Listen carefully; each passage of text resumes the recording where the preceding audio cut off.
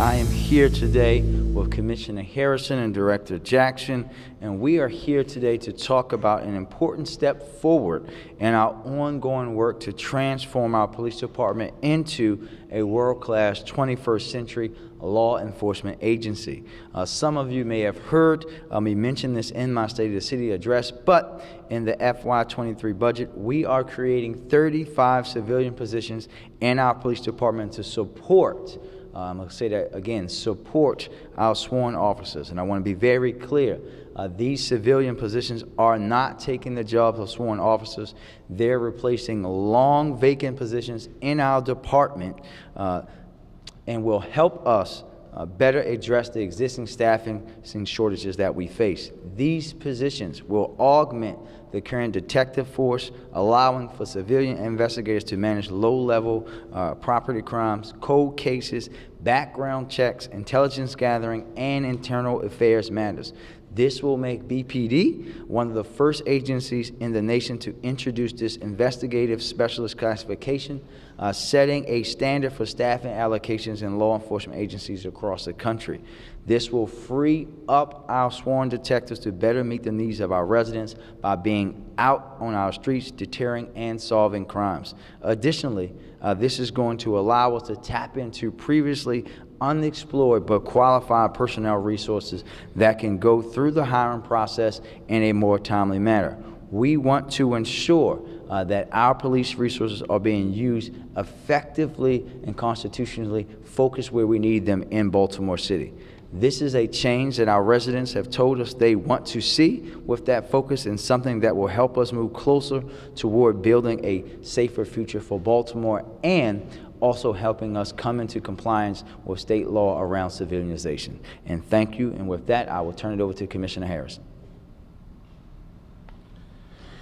Good afternoon, and thank you, Mr. Mayor, and thank all of you for being here today.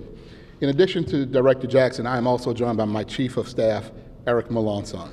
And we're here to talk about the next initiative in the Mayor's Reimagining Policing in Baltimore plan, civilianization. With this initiative, the Baltimore Police Department would become, as you heard the Mayor say, one of the first major law enforcement agencies in our country to create civilian detective classifications. These investigative specialists would be used broadly throughout the agency, and they have the potential to serve as a national model for how law enforcement agencies build capacity on a parallel path to sworn officers. Our civilian members play a vital role in making our department a world-class agency. The work they perform on a daily basis maximizes the capacity and effectiveness of our sworn personnel. BPD is updating its long-term staffing strategy in order to confront recruitment and retention challenges, the same challenges that departments across the country are facing. We must do more, and we must do it differently. Our civilianization proposal includes, as you've heard, 35 new investigative specialists to be hired by the end of this year, with more than 135 additional positions identified in future years. 9 civilian positions dedicated to support the Mayor's group violence reduction strategy, 12 new civilian support positions to enhance capacity at the telephone reporting unit, and restoring some civilian positions that we cut from our 2021 budget. Our new civilian investigators will focus on low-level crimes, cold case reviews, internal affairs cases, background investigations, and intelligence gathering efforts. We are aligning our staffing plan and our budget resources to bring qualified professional staff to work alongside our officers to prevent, deter, and reduce crime effectively. This plan is not about taking away jobs from sworn members of our department. As a matter of fact, BPD will not be replacing any active detectives or investigators, only filling vacancies. This is an enhancement. It is not a cut. So make no mistake, we are not only focusing on civilianization. With the support of the Mayor, we negotiated a new agreement with our Fraternal Order of Police to make the starting salary of police officers above $60,000 per year, the highest in the state of Maryland. Combined with our new enhanced educational incentives, patrol incentives, and a renewed recruitment campaign, we are making smart investments that will set BPD apart as the most attractive choice in America to become a new police officer. Our civilianization plan is about growing the department and creating additional civilian capacity while being smart about how we deploy our officers. We anticipate these civilian positions will be ready to post at the end of May, and we encourage any applicants to receive the postings when they become available at the baltimorepolice.org/careers. For those interested in sworn careers, please visit bpdrecruiting.org and become a part of the greatest comeback story in America. Thank you, and at this time, we'll take a few questions.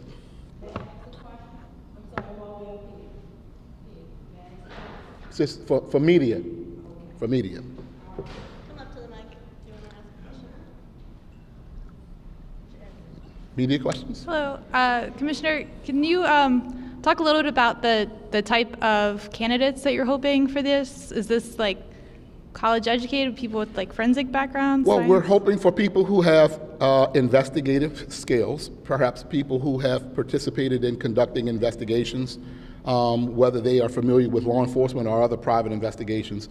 Those persons who we can feel confident can conduct investigations to supplement and support sworn members who are currently conducting those investigations. And do you guys have a salary range yet for these positions? All right.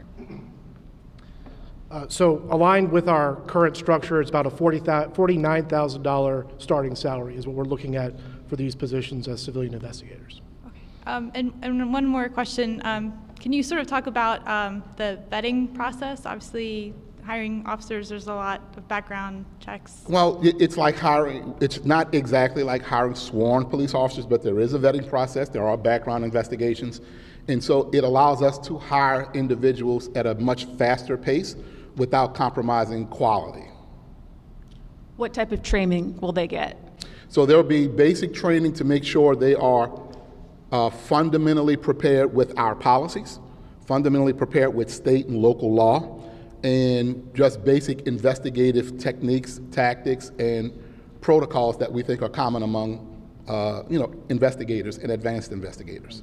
Would the plan be to make them police officers eventually?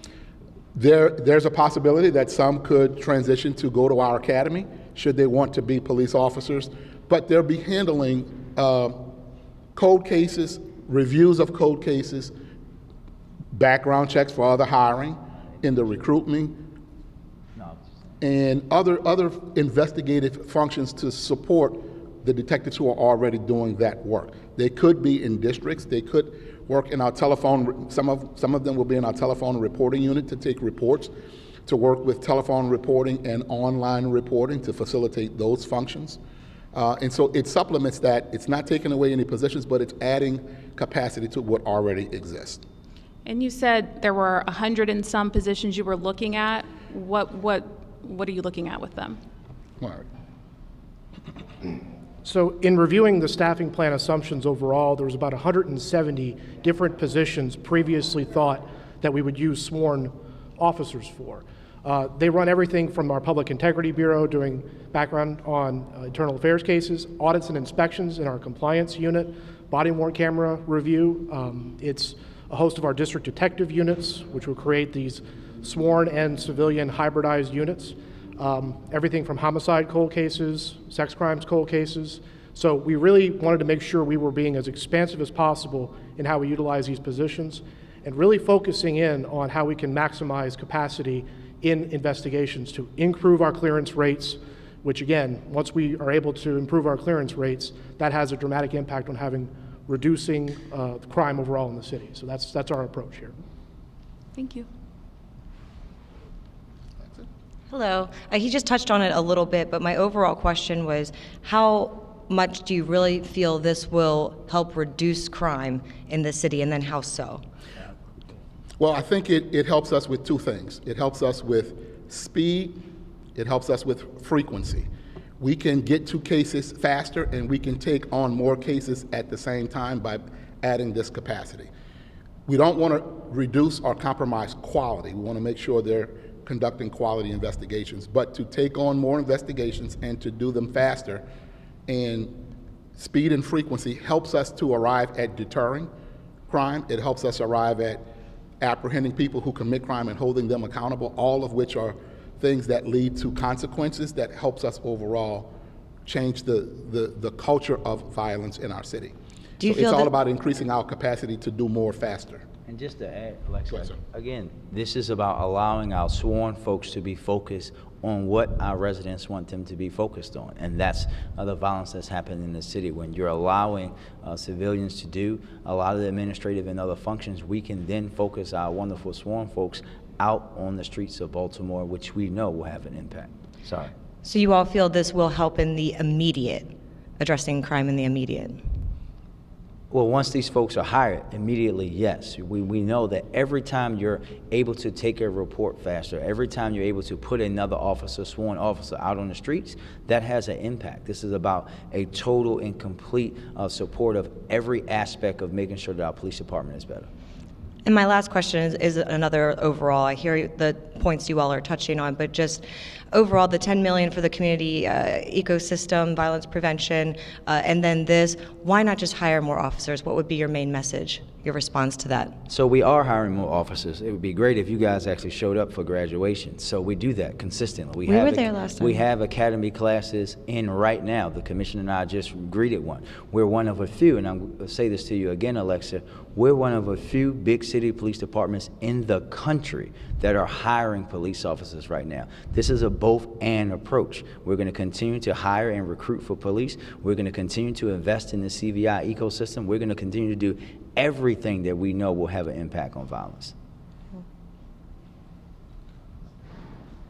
Hey, good afternoon. I just thought of something standing in line. Is this a path to being a full-fledged detective? And could the salaries and expenses be handled by the existing budget? And finally, is recruitment for these positions going to be easier to fill than sworn officers? Well, this is, first of all, there's no budget increase. This is cost neutral, there's no budget increase.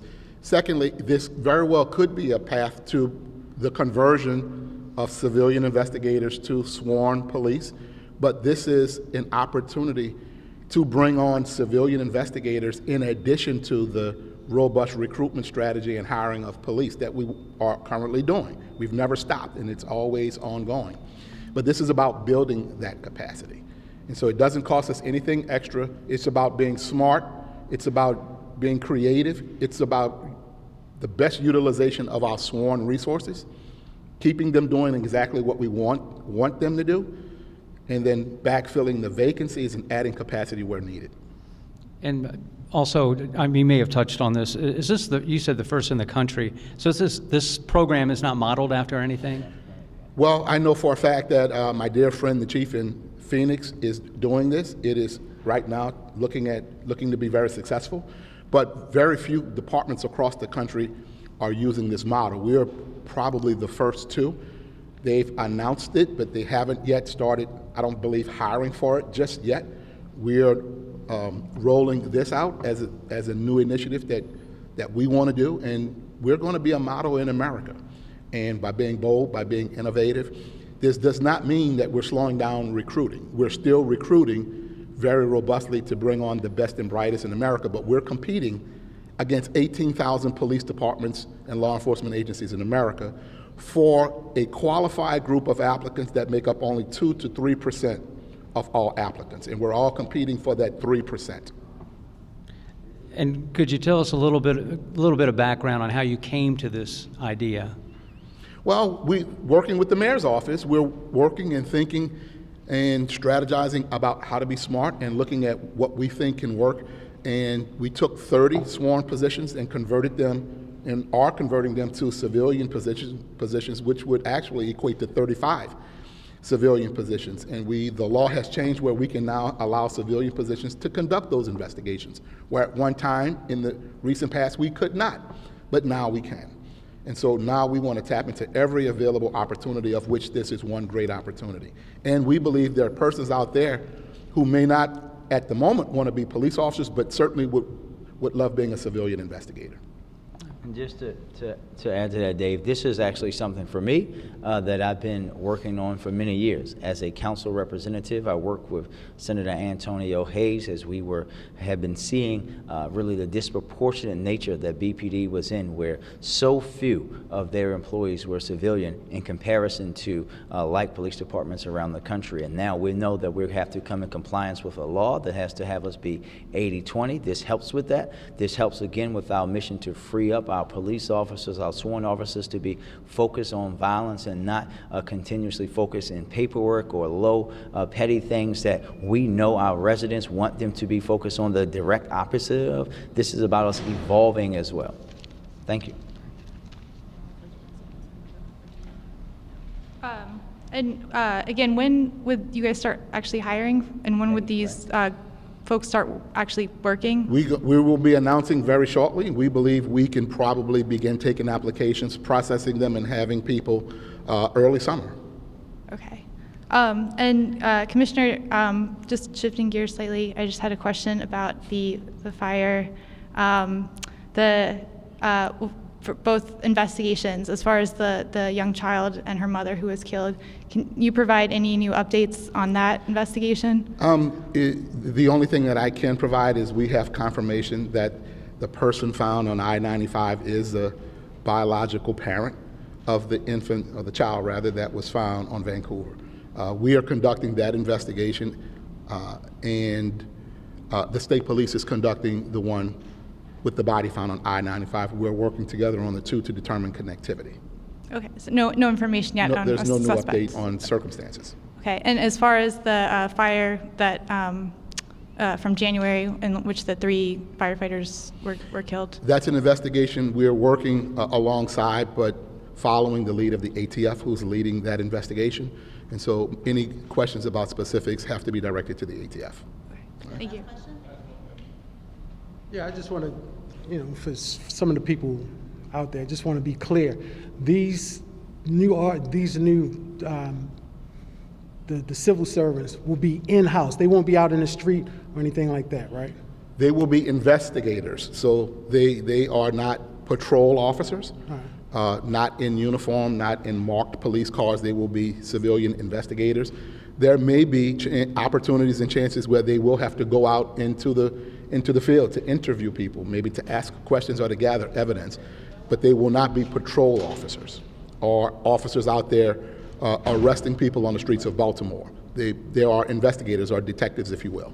Is there any concern that even if they're not sworn officers, that if they go out to investigate, do some investigating, asking questions, that some of the people won't respect what they're trying to do? Any concerns about that? Well, we don't have any concerns about that because we have protocols, number one, to provide for their safety. We have protocols to provide for making sure people are aware of who they are and the authority they possess, and there are internal mechanisms that we are building to make sure that if they should have to go out, that they're accompanied by people who are recognized as BPD sworn detectives or officers. Thank you. Thank you.